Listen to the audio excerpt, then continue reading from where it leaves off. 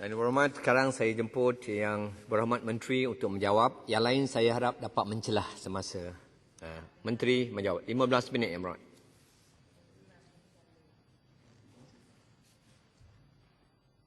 Bismillahirrahmanirrahim. Assalamualaikum warahmatullahi wabarakatuh.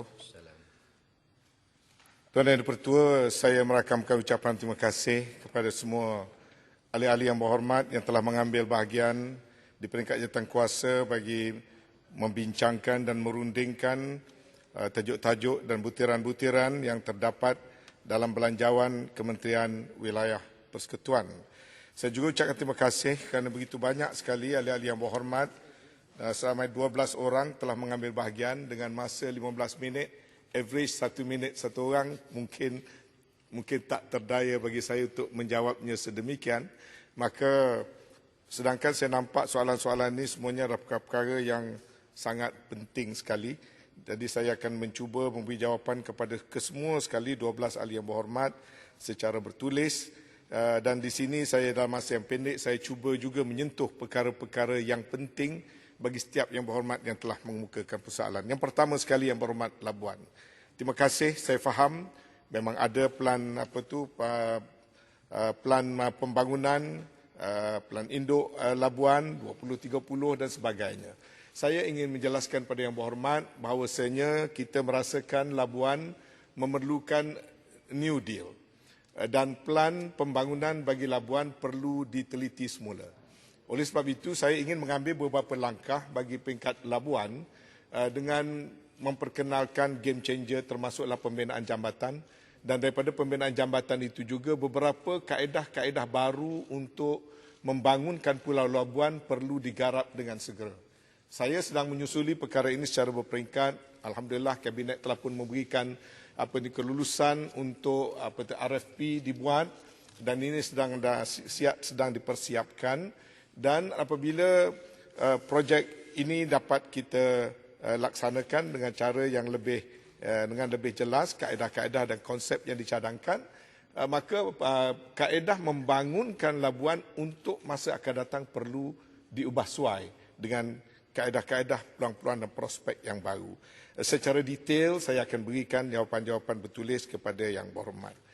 Mengenai penekanan program pembangunan usahawan muda kota yang sememangnya aktif dilaksanakan di Kuala Lumpur, sememangnya akan diteruskan juga ke Labuan. Sebenarnya saya hari itu ada bercadang untuk turun ke Labuan untuk membuat penjelasan tentang perkara ini supaya boleh difahami bukan saja oleh jabatan, pegawai tapi juga persatuan penduduk dan sebagainya. Tapi oleh kerana Labuan dijadikan zon merah kerana peristiwa COVID, ianya telah ditangguhkan. Tapi saya boleh memberikan jaminan pada yang berhormat bahawasanya pelaksanaan program-program tidaklah eksklusif kepada Kuala Lumpur. Perkara-perkara yang kelihatan baik dan berjaya di Kuala Lumpur atau Putrajaya sememangnya akan juga turut dilaksanakan di Labuan.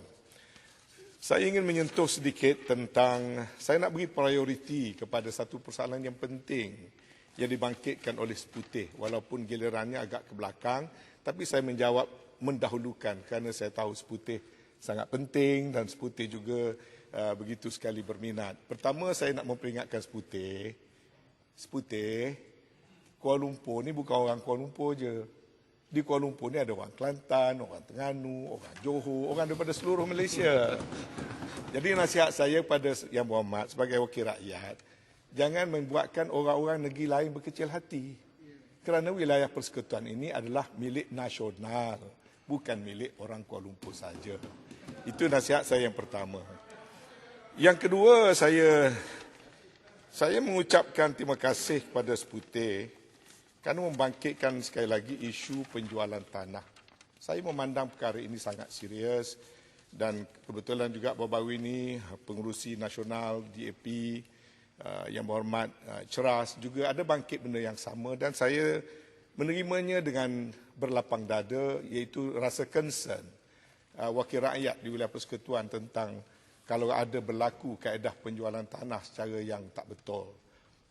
Walaupun demikian, yang berhormat Ceras telah melakukan sedikit kesilapan kerana maklumat yang diterima tak begitu tepat dan seperti mana yang semua maklum, saya bercadang mendakwa mengambil tingkat ke mahkamah, tapi Yang Berhormat Ceras telah datang menjumpa saya dan memohon maaf, dan saya berfikir panjang bagaimana cara nak menerima mohon maaf ataupun nak meneruskan tindakan. Tapi saya fikir ini bukan isu personal, ini bukan isu peribadi, dan 2 hari lepas saya berunding dengan peguam-peguam saya dan saya nak memaklumkan di sini, saya mengambil keputusan untuk menerima permohonan maaf daripada Ceras.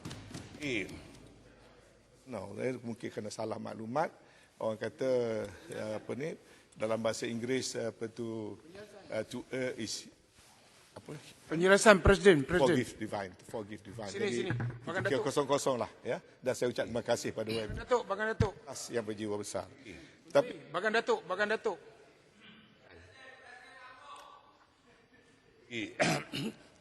Datuk Yang Dipertua bersangka baik husnuzon adalah satu sikap yang amat didambakan oleh kita semua. Sesungguhnya sikap yang diambil oleh Menteri Wilayah adalah merupakan satu gesture dengan izin yang cukup baik.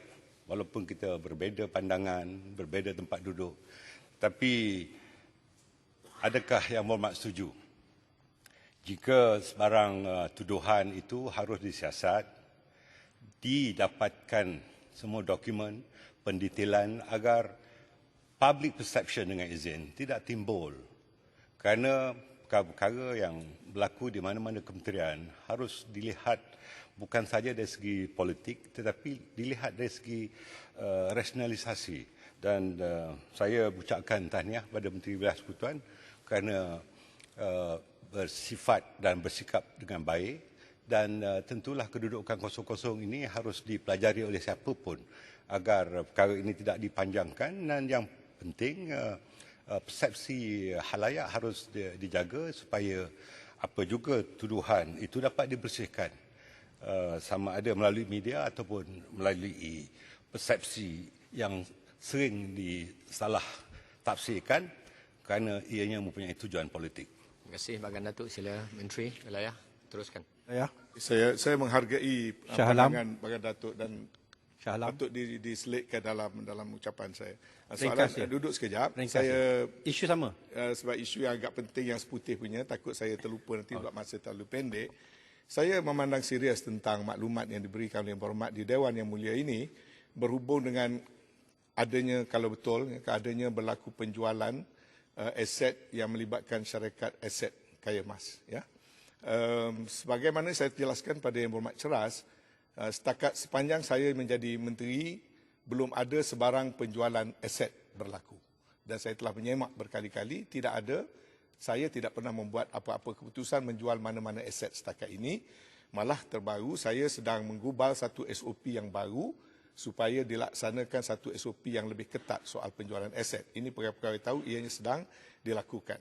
Merujuk pada apa Yang Berhormat bangkit itu, maklumat awal yang saya terima pada hari ini, maklumat awal. Kes Yang Berhormat bangkitkan itu, proses penjualannya berlaku semasa Kerajaan Pakatan Harapan. Ya, saya akan nyemak perkara ini. Yang boleh memberi jawapan lebih tepat perkara ini adalah Shah Alam. Ya, Shah Alam minta duduk dulu. Ya, ini berdasarkan pada maklumat awal, tapi kita perlu menyiasat lebih lanjut. Dan kerana antara kelulusan itu berlaku pada penghujung 2019. Dan saya ada surat di sini, dalam kopi ini, dalam yang dihantar pada saya, ada beberapa surat komunikasi yang membenarkan dan menyetujui perkara itu diteruskan. Yang pastinya dia tidak berlaku di bawah Kerajaan Perikatan Nasional sekarang. Ya. Jadi oleh kerana membangkitkan perkara SNP pada 23 Jun tahun ini di waktu MCO. Jadi saya ini ada semua berlaku selepas Yang Berhormat ambil alih. Yang Berhormat, seperti saya katakan tadi, saya pandang serius perkara ini. Saya akan melihat secara lebih terperinci supaya jangan kita melakukan kesilapan, tersalah tuduh dan sebagainya.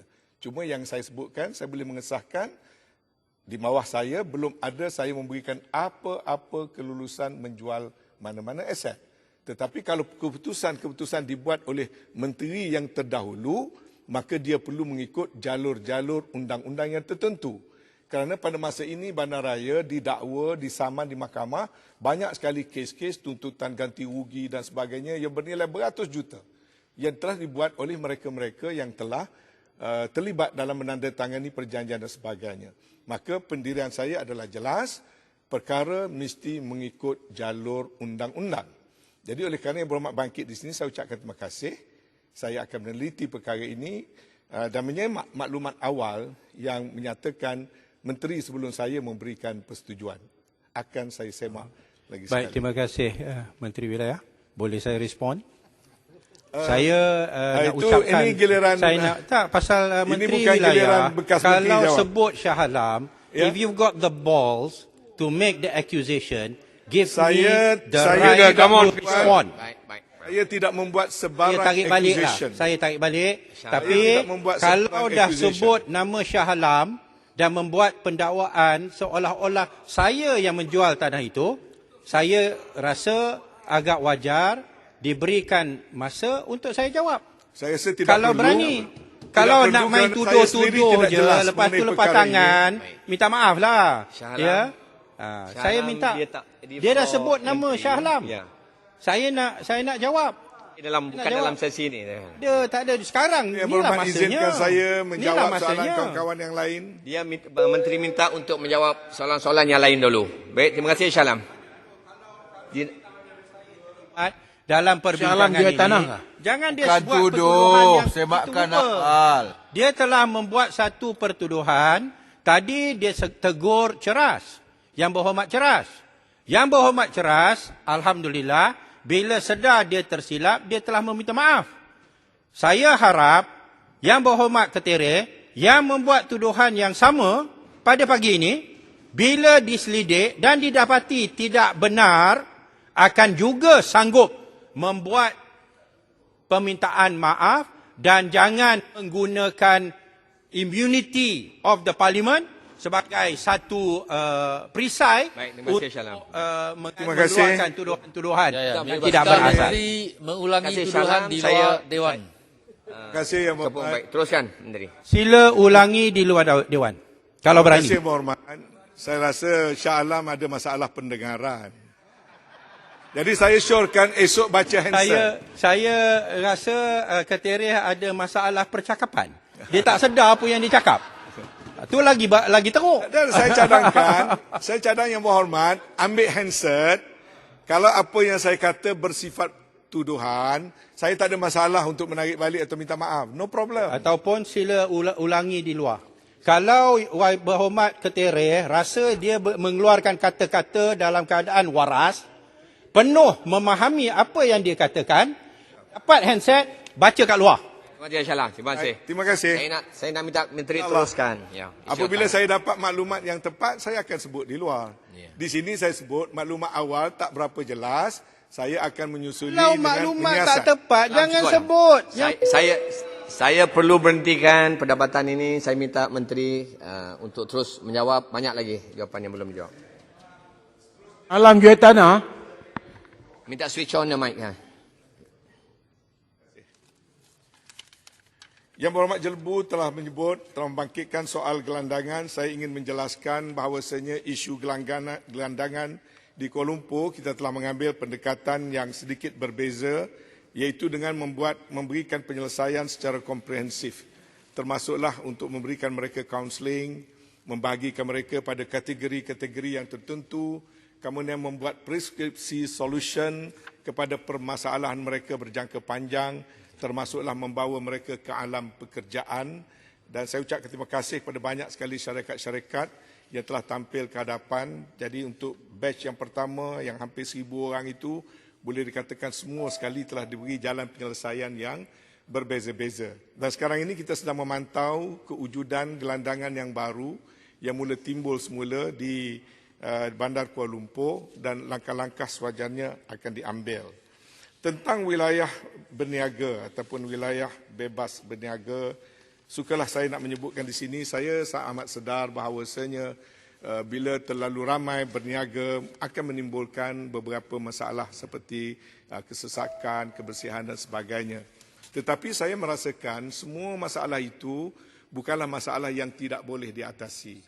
tetapi masalah yang sedang ditanggung oleh rakyat, derita yang ditanggung oleh rakyat, yang hilang pekerjaan, yang kurang sumber pendapatan, itu adalah perkara yang sukar untuk kita atasi kalau kita tidak membuka ruang kepada mereka. Saya sebenarnya merasa gembira, hampir 3,500 orang telah muncul sebagai peniaga-peniaga dan penjaja baru yang sebahagian besarnya telah pun diluluskan, lesen diluluskan secara serta-merta dalam masa 24 jam dan mereka boleh mencetak sendiri lesen mereka dan urusan perniagaan mereka memang dipantau supaya mematuhi syarat-syarat dan peraturan-peraturan yang tertentu.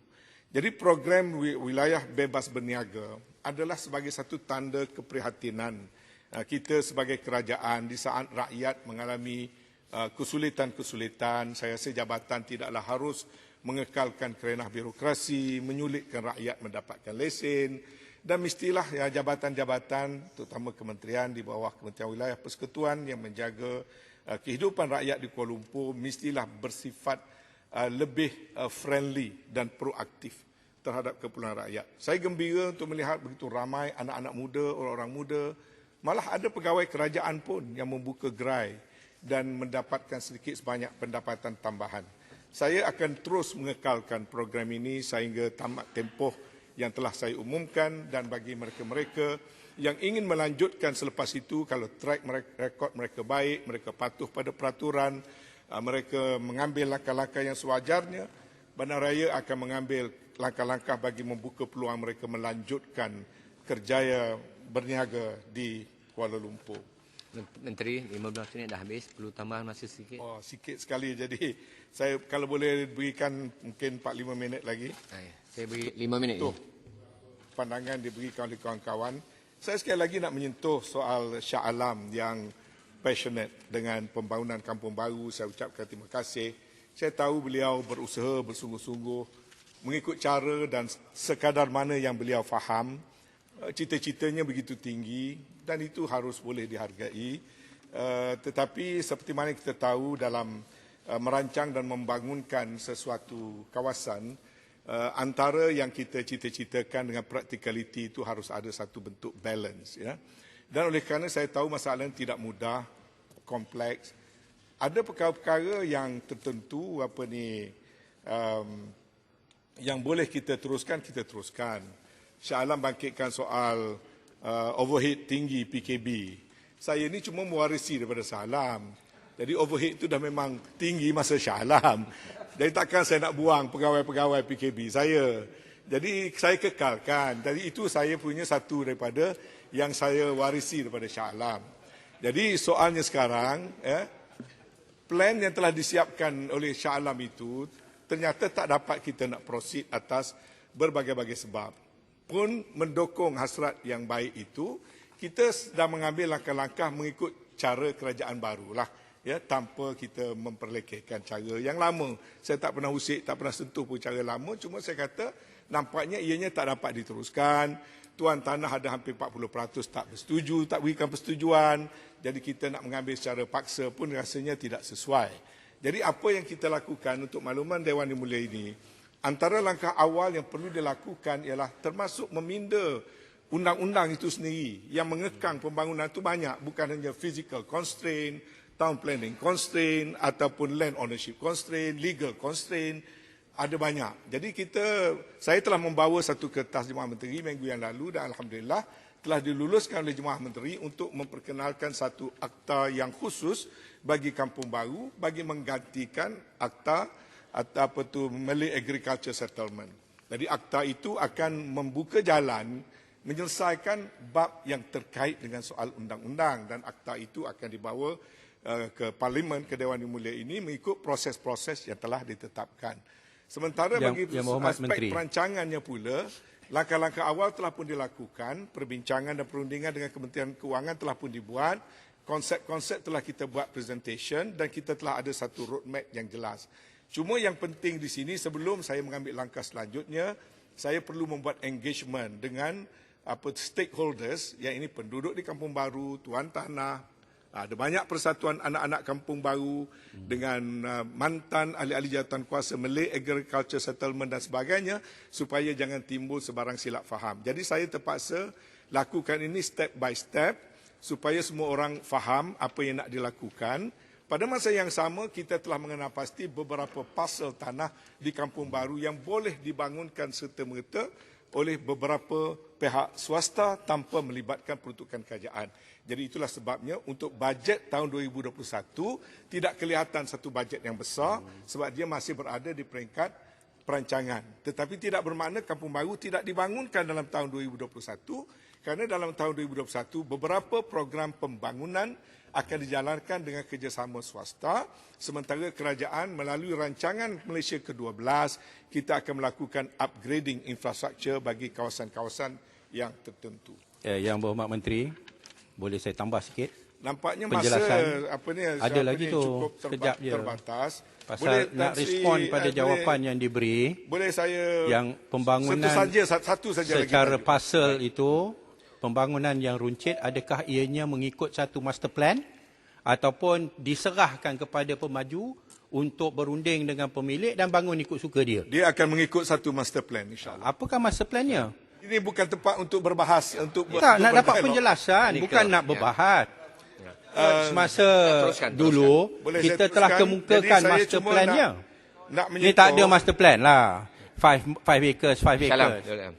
Semaju ada membangkitkan dan juga Shah Alam juga ada membangkitkan tadi tentang peruntukan 70 juta projek PPP itu, projek public private partnership yang 70 juta itu, adakah itu peruntukan untuk pilihan raya? Satu sindiran sinis.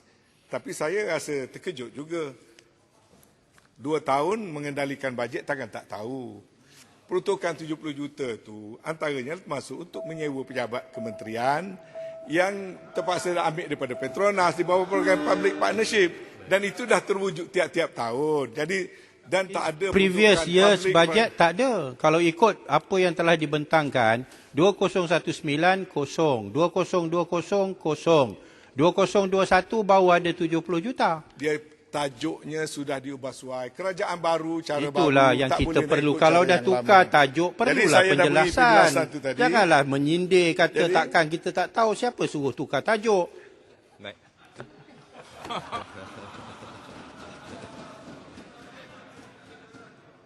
Kadang-kadang Dewan ni perlu juga orang macam Shah Alam ya. Itu satu kepastian. Itu satu kepastian. Lagi ada Raja Lawak. Bila dia bangun, Dewan ni ceria dengan kedangkalan dia sendiri. Menembak kaki sendiri. Minta rumuskan yang Berhormat Menteri. Ya. Jadi yang ni saya nak sebut sikit tentang apa ni dibangkitkan oleh Jerai tentang berhubung dengan apa ni perkampungan Al-Quran ya. Saya nak menjelaskan program perkampungan Al-Quran itu memang peruntukan hanya 5 juta saja tahun hadapan sebab dia masih di peringkat perancangan dan konseptual. Yang keduanya, program ini juga akan dilakukan dengan menggunakan dana wakaf antarabangsa. Jadi perkara-perkara yang lain akan datang kemudian kerana dianya masih lagi di peringkat modifikasi kepada konsep, kaedah pelaksanaan dan sebagainya. Sebab itu jumlah peruntukan untuk tahun depan untuk makluman hanya 5 juta sahaja.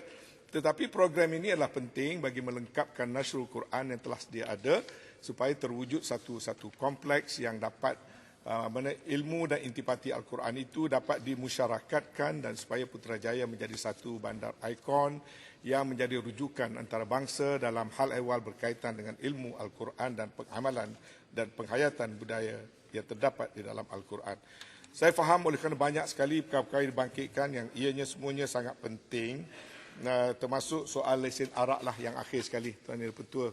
Saya mengambil maklum pandangan daripada Ceras dan hari itu juga Bagan ada jumpa saya mengenai perkara yang sama dan beberapa yang berhormat. Tapi sukalah saya nak menjelaskan di sini.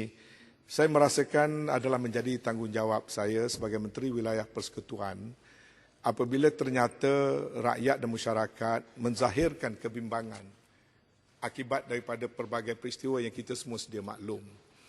Dan untuk melakukan itu, bukanlah kita buat secara sembrono, melainkan kita telah melalui satu proses runding dengan banyak sekali stakeholders, yang mana saya tidak mencampurinya, saya menyerahkan kepada satu jawatan kuasa di pihak bandaraya telah membuat engagement dan juga telah membuat kajian tentang amalan dilakukan di negara-negara lain. Secara umumnya ialah kerana apa yang dikaitkan di bawah lembaga pelesenan ini ada yang punca kuasanya daripada Akta Lembaga Excise yang terletak di bawah Jabatan Kastam yang dilaksanakan, diperturunkan kuasa kepada bandaraya dengan garis-garis panduan yang tertentu. Tapi yang pastinya, Yang Berhormat, hatta di negara-negara Eropah sekalipun, kawalan terhadap minuman keras ini adalah ketat. Dan nampak tendensi kadang-kadang di negara kita terlalu longgar, terlebih longgar, sehingga kan di kedai runcit pun boleh membeli minuman keras. Saya fikir tidak perlu. Kalau dikatakan menghalang hak rakyat ataupun menghalang hak orang bukan Islam dan sebagainya, ini sama sekali bukan isu agama. Ini adalah isu kebertanggungjawaban pihak berkuasa tempatan untuk mengawal selia. Kita tidak menyentuh sama sekali soal nak minum, boleh minum dan sebagainya. Kita cuma mengawal proses menjual di mana kita merasakan adalah tidak wajar bagi tempat-tempat yang kawalannya sukar, tempatnya terlalu banyak. Kalau sampai kedai runcit pun boleh beli, sedangkan di Europe sendiri pun tidak mengamalkan begitu. Saya harap Yang Berhormat semua dapat menerima dengan baik. Kita cuba dulu dengan cara ini bermula pada Oktober. Sebab itu saya bersetuju untuk memberikan tempoh 1 tahun untuk membuat adjustment. Misalnya kedai Yang Berhormat Bagan beri pandangan pada saya terima dengan baik. Kedai ubat Cina misalnya, Chinese traditional medicine. Kita kata boleh teruskan kalau nak jual di kedai ubat Cina. Tapi kalau liquor yang tak ada kena-mengena dengan perubatan tu kenalah jual di tempat yang tertentu. Tapi kalau liquor yang digunakan dalam membuat perisi perubatan, mereka masih boleh memohon dan mereka masih boleh diberikan lesen menjual liquor tertentu bagi tujuan kegunaan perawatan perubatan. Tapi kedai ubat Cina nak disamakan menjadi kedai menjual arak, tidak bolehlah. Jadi saya harap dengan adanya garis panduan yang baru, kita dapat mengawal keadaan menjadi lebih teratur. Yang Berhormat, oleh kerana saya telah mengambil masa yang terlalu banyak lebihnya, terima kasih. Saya minta penjelasan. Kerana memberikan peluang ini kepada saya. Yang lain-lain ini banyak ni saya bertimbun-timbun lagi jawapan. Saya akan memberikan jawapan kepada setiap daripada 12 orang ahli Yang Berhormat yang telah mengemukakan persoalan. Terima kasih. Assalamualaikum warahmatullahi wabarakatuh. Terima kasih, Yang Berhormat Menteri Wilayah Persekutuan.